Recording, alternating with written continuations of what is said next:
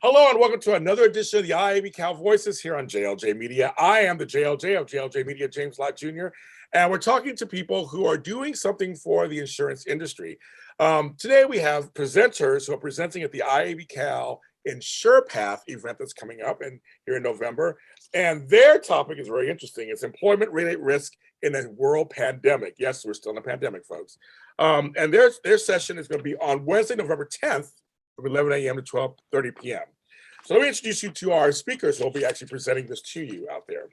The one person we're talking to, of course, is the Western Region Chair of the firm's National Employment and Labor Practice. In that capacity, he maintains significant practice working with clients on transactions. He also developed award-winning e-learning solutions for clients. And he's also serves as a member of the firm's COVID-19 task force. He is a managing partner of Wilson Elser. Was that correctly? Dean Rocco.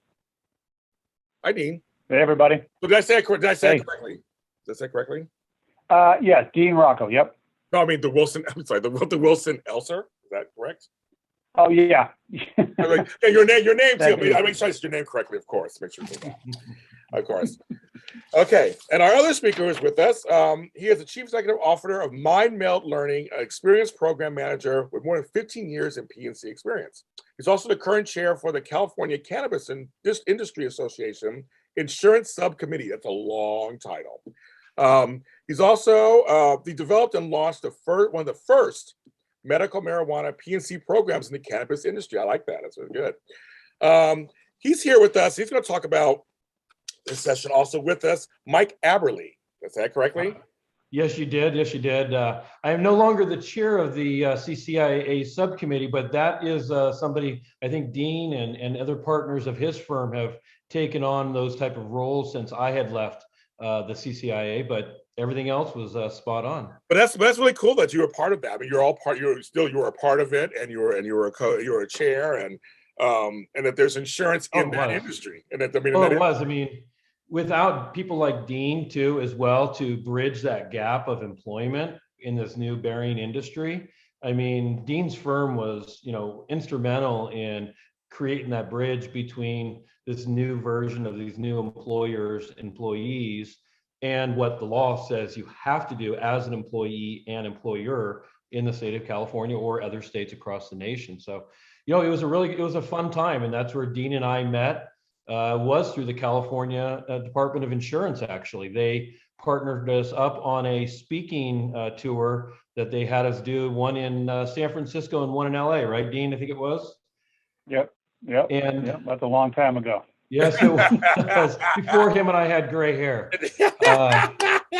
But germane to the audience here, I mean, I think we really did help build that insurance marketplace for that industry here in California, with partnership with the former head of the Department of Insurance, and working with a lot of different clients and carrier partners, and a lot of really conscientious brokers who just wanted better products for their clients. And I mean, and bringing it full circle, I came into that thing kicking and screaming about the employment law risks and the D&O risks, and nobody wanted to listen to me. They just wanted to get their license and get a GL policy and move on. And now, in 2021, we're really starting to see a push for those sort of products for that market. So, it's sort of, to Mike's point, it's been a fun journey, and I think it's long from over, but we'll just keep plugging along.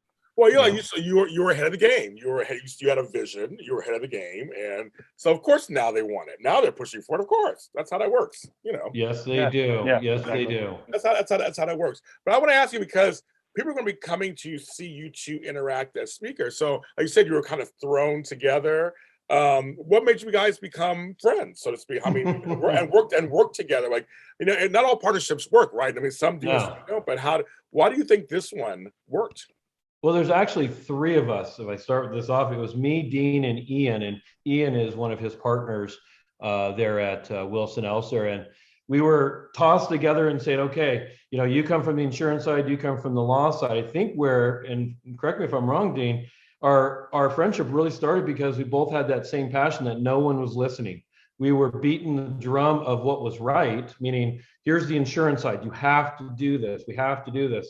And he's doing it from the legal side. And And even our coworkers didn't believe us. Oh, it's just the cannabis industry. It's going to be small. It's not very large. There's no money in it, long term, right? And Dean and I and Ian saw the future of an industry being born. And I think we just banged on the same drum so hard. And we just threw ourselves into it. Dean and Ian, we were traveling all over the United States, like everywhere. Just so people would hear us, from Maine to New York to Florida to Michigan to Washington and Oregon and obviously Denver, Colorado. All these places we used to go to, and we would speak on, they would have an hour, I would have an hour, but then we would end up overlapping each other because of obviously the law and insurance is one and one. Especially when we talk about the type of viewers you have here too as well. So it was really important, I think. But I think that's where our friendship kind of came from, and from there just kind of bloomed over the years. The us versus. I was always the crazy one, though. He's the crazy one. That's funny. I feel like you're yeah. Dean was the sensible one. Yeah, I have a feeling you're the wild one of the bunch. It's that, but then us versus them. That's always a classic, bringing together kind of thing. So, Dean, what are your thoughts on that, you guys? Well, I just needed to be there to protect Mike from himself. So Mike always everywhere he went, Mike had his lawyers with him. So no, it was it's been fun, and I think when you've been doing something for 15, 20 years, it can become pretty monotonous. And I think the challenge for us in the cannabis space was that we were sort of creating things anew, and that was really exciting. And from a lawyer, it was intellectually stimulating. And Mike has just a wealth of knowledge in that industry around sort of just him knocking on the doors and kicking tires on things to sort of build programs. And we came at it from different perspectives, but we're really able to do some pretty cool stuff. So, when you have an opportunity to dig into something and to lend that perspective to people and be a part of building something and creating something positive, as opposed to maybe when I wear my litigator hat and you're just fighting with people over money and, it's sort of death by 1,000 pieces of paper. That sometimes you have some rewarding pieces that come out of that, but certainly when you can educate people, where you can build something anew that there's a need for, it's often a more tangible feel, like you're doing something that's sort of a benefit. So that was always cool. And it's been a fun ride, sort of, to go into all those places. I can, when I was hearing Mike recount all the places we've been, I remember being in Denver Stadium, like the football stadium. Oh, wow. And they did a program there a couple of years back, and we were they had converted the foyer, or sort of the area where you would walk into like the VIP suites, into this huge stage, and so it was an all-day deal on insurance and cannabis. And then when you were not speaking, you could just walk out a door and you were right in the middle of the football stadium. So that was beautiful. Sort of cool, the all the little nooks and crannies and places we've been over the years. Well, it's funny. That's a whole nother show that we can talk about. When it's about the cannabis industry and what that and insurance. Sure. So I find it fascinating. I'm sure people do too. That's a whole other. I would love to talk about that at some point. That's a lot of fun. Because to me, it's an industry that had lots of potential when it first started getting passed in certain states. I'm like, there's a lot that can come from this. It's not. People were thinking small. I'm thinking, I don't know what you're thinking about, because it's had endless possibilities. It still does. Right. But this is about another thing that's going on in the world. I work in Hollywood, so we're always talking about this in Hollywood, the pandemic and employment rate at risk. Most sets that I'm on now have to have a COVID safety officer aboard. There's a lot of different things now. You get tested every couple of days. There's all kinds of stuff that's going on now that a year ago, 2 years ago, we didn't do on set, to be on set. But you're talking about employment and stuff. So tell us one of you tell us what this session is going to be about. Yeah. So, as Mike was saying, we wanted to have this as a conversation, rather than, that famous scene from Ferris Bueller where there's some boring guy just sort of, yeah. Yes, exactly. Anyone, yeah, that thing. And so we wanted to have a conversational, and so I think we accomplished that. And then really substantively, coming into this part of the year, when when we get to Halloween and Thanksgiving, if you're an employer in California, you're starting to get, in fact, Oh this is what it looks like. These are the new laws in California, and the cases that come out throughout the year. yeah. And I didn't even do that for the podcast. I'm actually getting ready for an employment law webinar that we're doing. But Wow. it's just, there's a mountain of crap that just starts coming down, and some of it has nothing to do with certain sectors. It might be, contractors in the construction industry, or it might be people that are out, on oil rigs. There's a bunch of different stuff. But the law's pouring out, and in a year like this, you're not only dealing with that compliance piece, but also like, where do we stand in the pandemic? So what we really wanted to do is just sort of give some folks some real world guidance about sort of the issues of the day as it relates to COVID, and then just highlight some of the bigger things that are coming down the pipe in terms of employment law. I had to ask you a question though about that stack back there. Do your eyes cross over? Like, how do you get through read? Because you have to read a lot, Dean. Like, you have to read a lot. So I'm like, how do you thick glasses? Okay, that's why I'm wearing fire starters, James. If I look at the sun the wrong way, I have like Superman vision, but it's taken the eyesight out of me. You have to become smart about how you capture this information and how you filter it. And I have certain clients in certain industries where you watch out for stuff that, like, I'm not gonna worry about all of the laws that might apply to deep sea oil tanker rigs, because I just don't have any clients there, and so I don't need to worry too much about that. But that's what we do for a living. We read. So when I go home, I don't have a hankering to read anymore. I'm sure you don't. Law journals, that's for sure. Yeah, I'm sure you're like a book. No, like a book. I don't read a book. I just watch some mindless television, like La Brea. Yeah. I watch something mindless. Or Squid Game. And a lot of it is Squid Game. I don't think it's like the industry specific laws that are going to be the biggest issue, right? A lot of it's this general stuff that catches everybody, like the COVID, it catches everybody's, workplace harassment catches everyone, right? So a lot of times when you think about the cannabis industry or trucking, those industries know their, let's say, specific laws to operate as a business. But when you start getting into the general ones, Dean, there's so many of them that we've just been looking at, even as early as today, some of the new laws that are taking effect in 2022. It's crazy how much they're.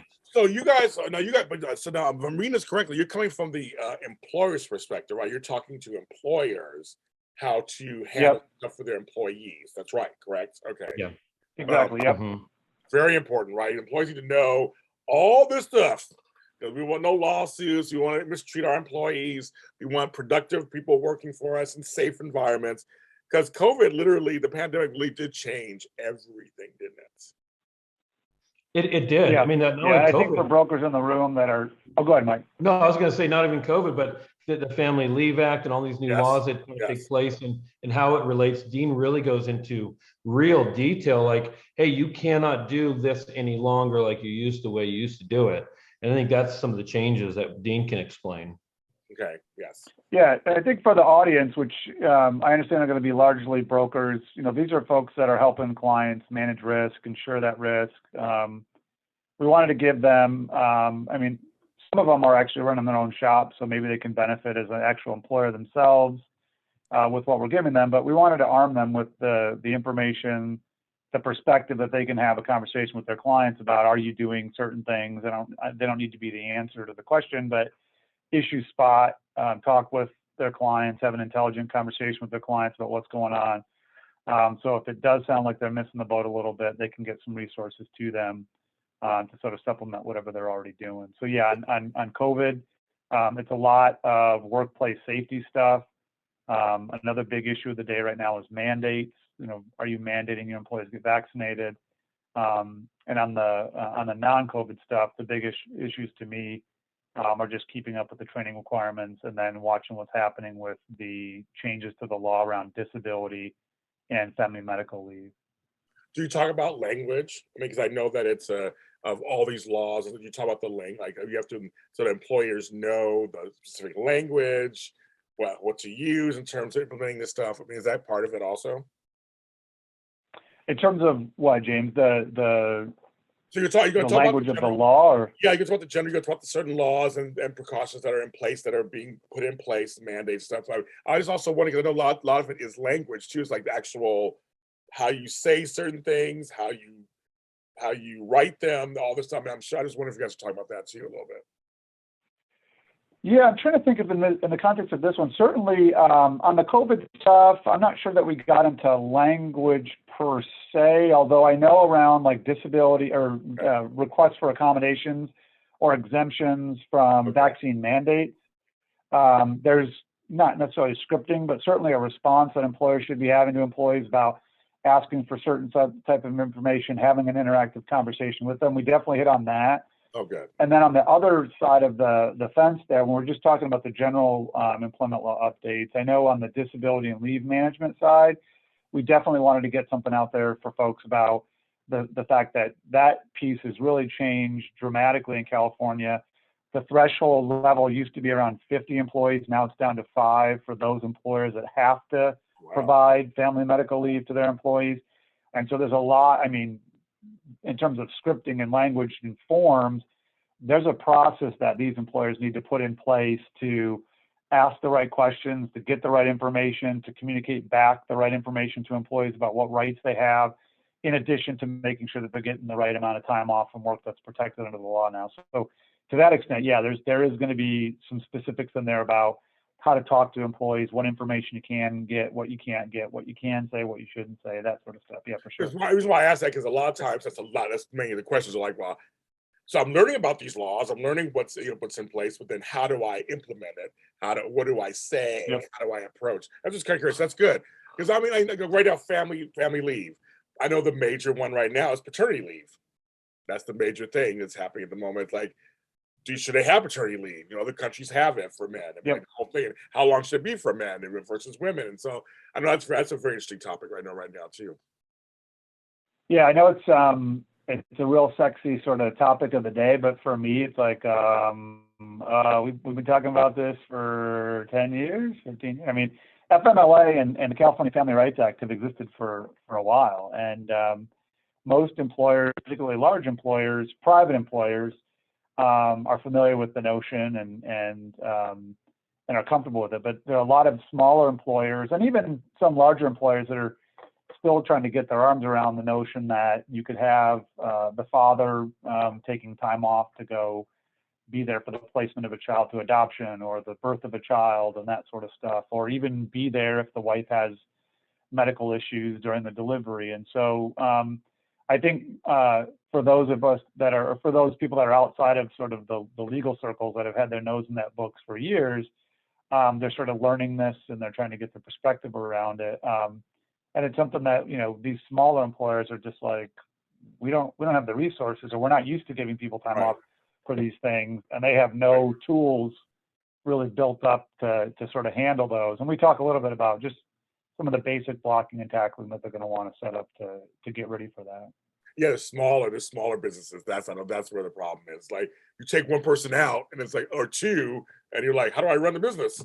We're one of 7. Yeah. Or one of 5.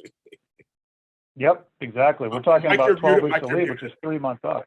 Yeah. Oh, so go ahead. Mike was muted. There you go. Yeah, sorry about Oh, go that. ahead, Mike. When you think about even the smaller agencies, you've worked at probably small agencies, James. I certainly have. Where there's two employees. You and maybe 2 owners, right? And then you got maybe a CSR to help you out. Yep. There's no HR department. So a lot of the viewers that are going to be watching the IIABCal event, I think will benefit from this, because those small agencies are going to be able to walk away and say, hey, I don't have 20, 30 employees. I'm not, a State Farm or a Farmers or, a state fund where I have a whole department just dedicated to HR, laws and employment. Most agencies in the state of California are 1 or 2 employees, and most of them are 1 because they're just, or a lot of them are 1 at least, because they just have a CSR. I'm the broker, then I got a CSR helping me. I got to make sure that I follow the same laws in a lot of cases, especially as it relates to the family leave, and really making sure that that employee and my agency is protected. Yeah, that's very true. Very true. I don't. When I was in insurance, if there was like two of us in the office, two owners, and a couple other people just like around. So like when one of us wanted to go, like, go to the bathroom, it was like, okay, I'm going to the bathroom right now because so you can cover this. I mean, Right. I can only imagine when it comes to family leave or something comes up and you're like, but you do this. I mean, that's the half of the business. Yeah. Or that's one. And it's not a day or two off. I mean, yeah, No. we're talking about 12 weeks off under these statutes. So if you hit that magic number of 5, and you've got, one salesperson that's handling the bulk of that sort of sales piece or the marketing piece or whatever would be going on in a small broker or any other small business, and you tell that business that person is guaranteed to be out for 3 months and you got to bring them back, that there's going to have to be some solutions to how do you offboard that person, get them treating, and then have a resource there to cover you for 3 months, knowing that that resource needs to understand that this is not a permanent assignment, and you're going to have to train them up, get them operational, get them productive and efficient, only to pull them right back off and bring that other person back. Yeah. So a lot of businesses are not anticipating this and ready for it. Yeah, but and also just other things, people catching COVID and having to take time off, or someone in their family catches it, they got to stay home. There's a lot of stuff. This pandemic is a lot of stuff going on that we have to kind of look out for. And if you're a smaller agency or a smaller business, it really does affect you. Like, I mean, I'm not saying it doesn't affect big corporations that are larger. I don't say that, but just when you're smaller, just by default, there's less of you. So yeah, it's a bigger challenge. Yeah, it's a bigger challenge. Oh, it's such a challenge. I mean, when you come to training, you try to think, training used to be really challenging because only big companies could afford somebody like Dean, where he'd fly in, right? And he'd spend 3 days, break up, so many people each day, and then you'd go on, right? Nowadays, it's not only the 50 employees, but now the 5 employees. And in some cases, whether you have just 1 employee, you're required to train them, right? And California is leading the way in adding an abundance of training requirements outside of just the documentation, outside of the procedures that Dean has to put in place for your business, but the training that you have to get your employees, and then how fast you have to have that training done, within a certain period of the hire date, right? And then keeping up with those. So it can be a real challenge. California is definitely putting the challenge onto the employers, but they are trying to make them safe. It appears with using the methods that are going in place. Yeah. Okay. So for each of you guys, I want you both each tell me one thing you hope people will take away from this session. So we'll start with you, Dean, then we'll go with you, Mike. Just one thing you hope they take away from this session, they come and sit down for it. Go ahead, Dean. I hope they come away with a better perspective around mandates for vaccines. I think we have to just be realistic about what's gone on with this pandemic and how it's been politicized. And if you watch a certain news network or you vote a certain party, there are going to be leanings towards these sort of mandate issues, vaccine issues, just because this weird tortured thing that we've done to COVID, as opposed to somebody who watches different news networks and votes for a different party. There are going to be some real challenges down the road for employers that get subjected to government mandates, and they'll have to deal with those. But for those that aren't subject to those, just making the decision in the first place about whether to have a mandate in place or not, I hope that we give a fair, balanced perspective around the issues that are there for them, so that they can sort of maybe see something different that they hadn't thought about because of the people they talk to or the circles they run in. And for those that, whether it's because they choose to do it or it's been imposed upon them through a government agency, just how to deal with this issue with exemptions. I mean, you hear a lot of stuff on the news right now about people malingering or abusing the system or submitting requests for exemptions that aren't legitimate, or maybe they're not legitimate, and all that sort of stuff. I hope that we provide some solid perspective there around just like how much the law presumes some of that stuff to exist and be sincerely held, and sort of the risk that becomes inherent as an employer, sort of really pushing maybe not necessarily their legal obligation or maybe pushing their policy, but sort of all of a sudden you have an HR person or a business leader that's pushing their personal feelings about the issue and pushing back on those sort of exemption requests with that mindset. And hopefully we'll give them a little bit of a lay of the land to say, let me just put my business owner or my HR or my chief operating officer cap on and just handle this in an objective way, understanding what the law looks like behind me, so that they can avoid walking into a dark alley and getting thumped over the head with a discrimination lawsuit there. No, I like that. You want to present them with just a, here's information. You can make an informed decision however you want to. I like that, Dean. I do. Yep. And Mike, Yep. what was one thing you'd like people to take away from the session? Dean said it all. I mean, really, I mean, that's what the whole objective of this course was, is to really just be informative. It wasn't to be a selling tool or just be like, here's a little bit. Dean really does try to, and that's one thing I've always appreciated working with Dean, is he does try to give you what the law says and how you can protect yourself. And if people would listen, right, they will get something from this. Not only will they get something from it for their own agency, but something that they can pass on, not as legal advice to their customers, but advice to give them somewhere to start at least. Somewhere to go, oh, I run X business. Hey, I just heard this, a podcast, or I watched a session and it was on COVID. I learned these things. This might affect you as well. You should look into it, right? So it gives them that opportunity to have that conversation. And as a salesperson, you always need something to find another way in the door, right? And having that conversation could be that one piece where the employer goes, oh, you know what? I needed that. And hey, I appreciate it. What else do you have? Oh, you got workers' comp, you got GL. Let's talk business and maybe we can do some business here. And I appreciate the advice you're giving me. I really hope the listeners take something like that and they look at it as an opportunity, how they can grow their agency, from adding more policies potentially or more customers because they have something to bring to them other than, hey, I can lower your premium, right? Let me help you reduce your risk. And that's on the employment side. So I think people are really going to enjoy it. So we really appreciate this opportunity today. You guys are great. Dean, Rocco, Mike, Aberle, thank you so much for your time. Looking forward to your session.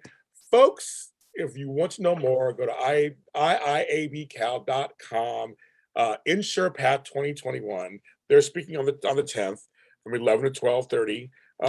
Go join them. See what's going on. If you're an employer, go join them. See what's going on. Come on in. Come on in. The water's party. It's awesome. Yeah, come on and do that. So check them out. Thanks to them and their time. I'm James Lott here at JLJ Media, and we will see you next time.